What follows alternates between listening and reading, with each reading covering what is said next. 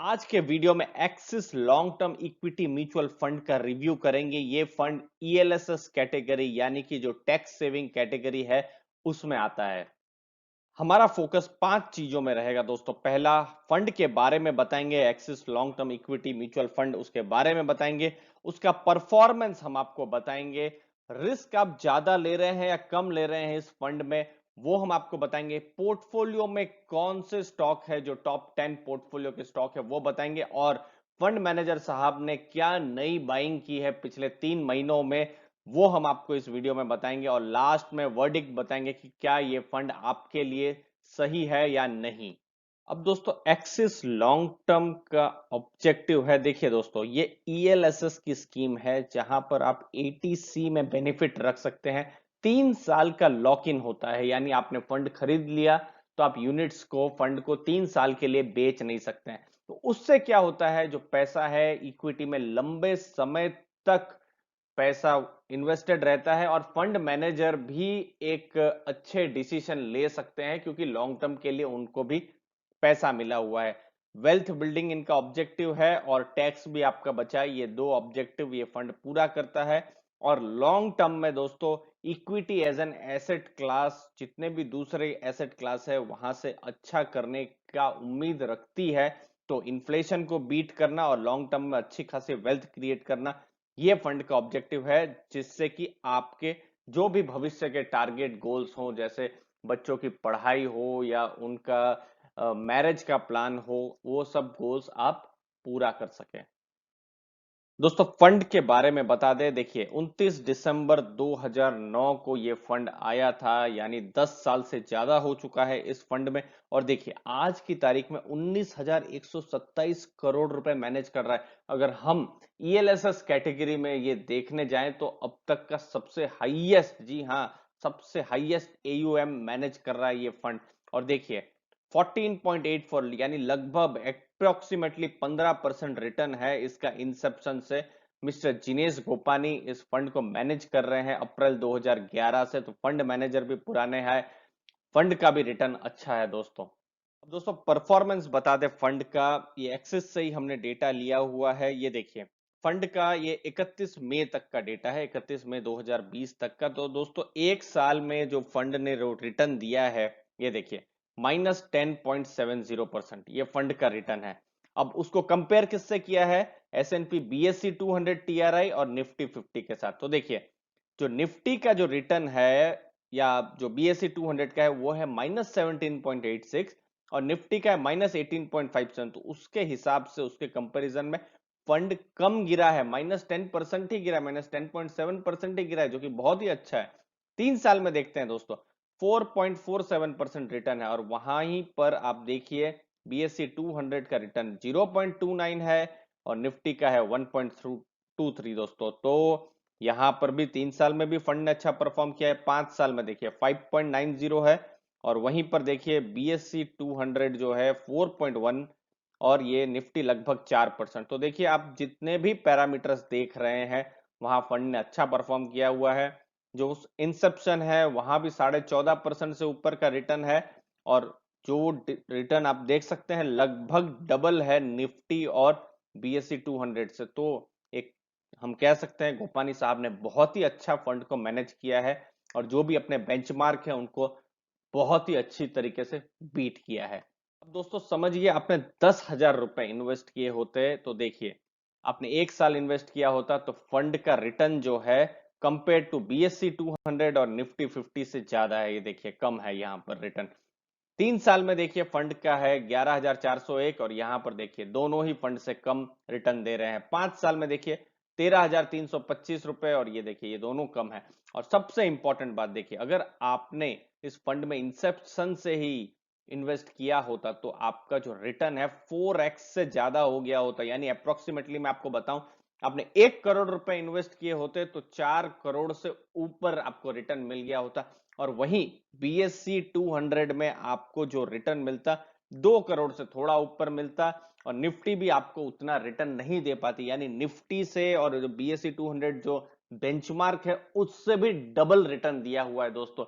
आप समझिए 50 लाख आपने इन्वेस्ट किए होते तो आज 2 करोड़ से ऊपर की आज आपकी वैल्यू होती। और वहीं पर ही आप छोटी वैल्यू लीजिए तो 1 लाख किया होता तो 4 लाख से थोड़ा पैसा आपको ज्यादा मिला होता। तो फंड ने बहुत ही कॉम्प्रहेंसिवली आसानी से अच्छे रिटर्न्स दिए हैं, डबल रिटर्न्स दिए हैं अपने बेंचमार्क से। अब दोस्तों फंड ने रिटर्न तो दे दिए, लेकिन रिस्क कैसा मैनेज किया? देखिए शार्पे रेशियो हमेशा ज्यादा होना चाहिए। तो देखिए कैटेगरी का है -0.15, यहाँ इंडेक्स का है -0.03 और फंड का देखिए 0.16, जो कि बहुत ही अच्छा है। शार्पे रेशियो मैनेज अच्छा हुआ है। स्टैंडर्ड डेविएशन हमेशा कम होना चाहिए। तो देखिए इंडेक्स का यहाँ देखिए 20.7 है, कैटेगरी का 28.87 है और फंड का 19.18। तो यहाँ रिस्क भी अच्छी मैनेज हुई है और आपको रिटर्न भी दिया हुआ है। यानी कि जो एक्सिस लॉन्ग टर्म के जो इन्वेस्टर्स हैं उनको बहुत ही खुशी होने की जरूरत है, क्योंकि आपने दूसरे ईएलएसएस फंड की तुलना में आपने बहुत ही अच्छा पैसा कमाया है दोस्तों, और फंड में रिस्क भी अच्छे से मैनेज हुआ है। अब दोस्तों जिनेश गोपानी जी जो फंड मैनेजर है एक्सिस लॉन्ग टर्म के, उन्होंने कैसा पोर्टफोलियो रखा है? देखिए पोर्टफोलियो में उन्होंने 35 स्टॉक्स रखे हैं और अभी आज की तारीख में लगभग 6% कैश में वो बैठे हुए हैं। कैश में थोड़ा फंड रहते ही है, क्योंकि कभी भी रिडेम्पशन प्रेशर या कुछ भी आ जाए तो हमेशा कोई भी फंड होता है थोड़ा बहुत कैश रखता ही है। और देखिए टॉप 10 स्टॉक जो है वो टोटल 64% होल्डिंग है। यानी ये फंड भविष्य में सक्सेसफुल होगा या नहीं, ये पूरा डिपेंड करता है इन टॉप 10 स्टॉक्स पर। तो ये टॉप 10 स्टॉक्स है वो जानना भी जरूरी है, वो भी आपको बताते हैं दोस्तों। टॉप 10 स्टॉक में है पहला नाम टाटा कंसल्टेंसी सर्विस टीसीएस, 8.5% है पूरा हिस्सा दोस्तों। एवेन्यू सुपरमार्ट यानी डीमार्ट है 7.94, यानी 8% हिस्सा उन्होंने डीमार्ट का खरीदा हुआ है। फिर तीसरा है बैंक कोटक महिंद्रा बैंक, चौथा है एक और बैंक एचडीएफसी बैंक दोस्तों। पांचवा नाम है नेस्ले इंडिया जो एफएमसीजी की कंपनी है। छठवां नाम इन्फो एज इंडिया सर्विसेज जो नौकरी डॉट कॉम है वो। सातवां नाम है मारुति सुजुकी ऑटोमोबाइल्स की कंपनी है 5.73%। फिर है एचडीएफसी लिमिटेड जो होम लोन की कंपनी है, जो HDFC bank HDFC life insurance इन सब का जो पेरेंट है वो। नौवां नाम है पिडिलाइट इंडस्ट्रीज एडहेसिव्स में, बहुत अच्छा नाम है इसका। और 10वां नाम है बजाज फाइनेंस दोस्तों। तो ये 10 स्टॉक आज की तारीख में 64% पूरे पोर्टफोलियो का हिस्सा है। तो पोर्टफोलियो कितना सक्सेसफुल होगा नहीं होगा इन 10 स्टॉक पर बहुत ही ज्यादा निर्भर करेगा भविष्य में। लेकिन पिछले 3 महीनों में फंड मैनेजर ने क्या कहा है, कौन से ऐसे स्टॉक है जहां पर उन्होंने अपना भरोसा जताया है, वो आपको बता दें।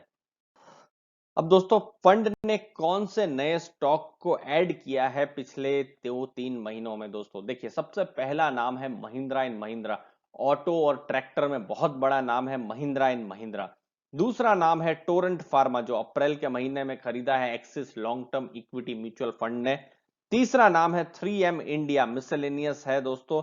इसके मास्क अभी आजकल बहुत चल रहे हैं, ग्लोबल एमएनसी है 3M इंडिया दोस्तों। चौथा नाम है मदरसन सुमी, ऑटो इंसिलरी की कंपनी है।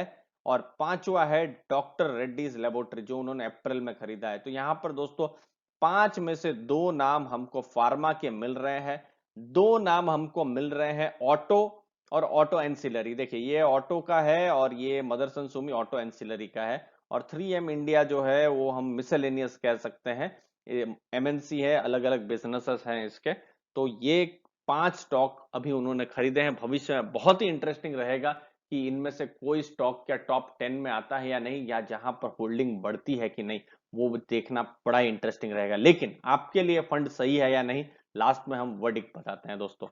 दोस्तों अब वर्डिक्ट बताते हैं axis long term equity mutual fund जो ईएलएसएस टैक्स सेविंग कैटेगरी में आता है। दोस्तों देखिए डाटा सपोर्ट करता है फंड को शॉर्ट टर्म में, यानी 1 साल में भी फंड ने बहुत अच्छा परफॉर्म किया है।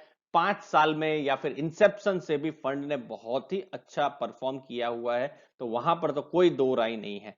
दूसरा फंड ने रिस्क भी बहुत अच्छी मैनेज की है जो हमने आपको दिखाया, और जो हम नहीं भी दिखा पाए हैं दूसरे जो अपवर्ड कैप्चर या डाउनवर्ड कैप्चर रेशियो, वहां भी फंड ने अच्छा किया है दोस्तों। आज की तारीख में फंड मैनेजर साहब एक कॉन्सेंट्रेटेड पोर्टफोलियो चला रहे हैं 35 स्टॉक का। तो जनरली म्यूचुअल फंड्स आप देखेंगे जो दूसरे म्यूचुअल फंड 50-60 स्टॉक रखते हैं और थोड़ा सा वहां पर एक डाइवर्सिफिकेशन होता है। तो कॉन्सेंट्रेटेड में ये ठीक ठाक है एक तरीके से अच्छा ही हम कह सकते हैं। देखिए 15-20 होता तो रिस्क बढ़ती, 35 है तो ठीक ठाक है दोस्तों। तो ये भी एक बहुत ही अच्छी चीज है हमारी हिसाब से दोस्तों।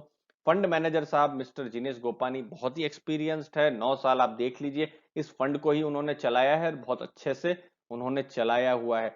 लेकिन आपको क्या करना है, अपना एसेट एलोकेशन चेक करना है, अपने गोल्स और अपना रिस्क चेक करना है। देखिए म्यूचुअल फंड में रिटर्न कभी भी ऐसा नहीं होता है कि 3 महीने 6 महीने में पैसा डबल होता है, इसको समय देना पड़ता है दोस्तों। और आज की तारीख में चूंकि मार्केट खराब है तो बहुत सारे कमेंट्स हमको भी आते हैं कि म्यूचुअल फंड अच्छे नहीं होते हैं या फिर यहाँ पर रिटर्न नहीं मिलता है। तो ये बात दोस्तों गलत है, आपको देखना है कि फंड ने अपने बेंचमार्क को बीट किया हुआ है कि नहीं।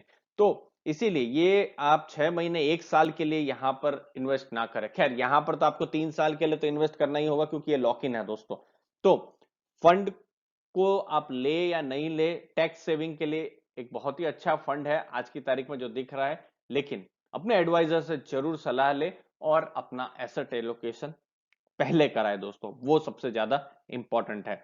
और जो पुराने जो इन्वेस्टर्स हैं वो भी बिल्कुल सजेशन दे हमारे दूसरे दर्शकों को जो देख रहे हैं जो वीडियो को, कि उनको और क्या करना चाहिए। जरूर आप अपने व्यूज दे दोस्तों। आपने वीडियो अगर अच्छा लगा तो लाइक शेयर सब्सक्राइब कीजिए। धन्यवाद आपके टाइम के लिए दोस्तों।